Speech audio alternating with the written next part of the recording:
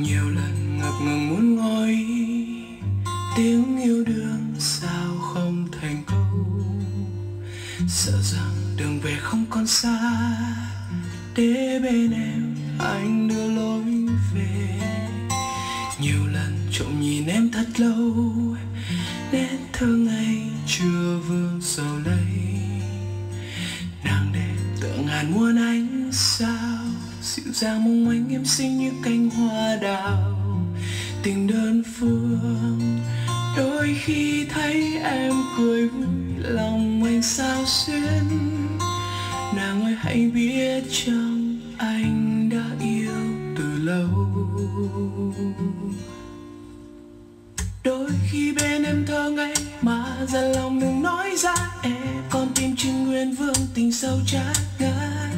Sợ nụ hồng phai nhanh, em hờn em dối em mà cô đơn chưa lối về.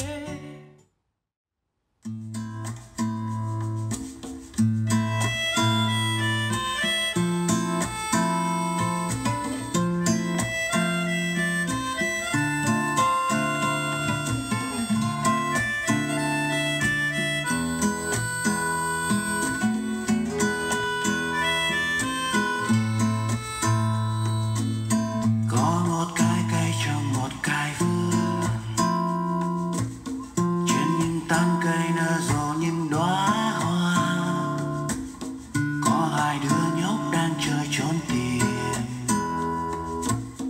tìm hoài tìm mãi nên quên lối. Anh đi tìm thì em trốn, anh đi trốn em không tìm. Lòng em không gần sống, cuối cùng anh mất công gì. Nếu mà có cái búa anh sẽ để cho bỏ công, vì nhớ nhung đặc quánh giờ nó khô thành bê tông. Chúng ta rồi sẽ có những chuyến đi dài, cả tư học lấy mọi thứ vì trong tình trường làm biến ghi bài. Câu chuyện của chúng ta bỗng có thêm một miếng bi hài, vì cách mà em gọi anh không có u và thiếu y dài. Phía xa thành phố người ta đã bật đèn đường, hương quen xưa làm anh thấy thật thèm thuồng. Nỗi buồn vàng rực cứ như là chứa đồng thau, hết như là Beckham và em chỉ giỏi cửa lòng nhau.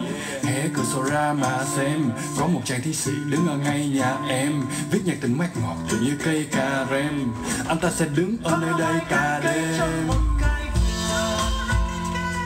Yeah.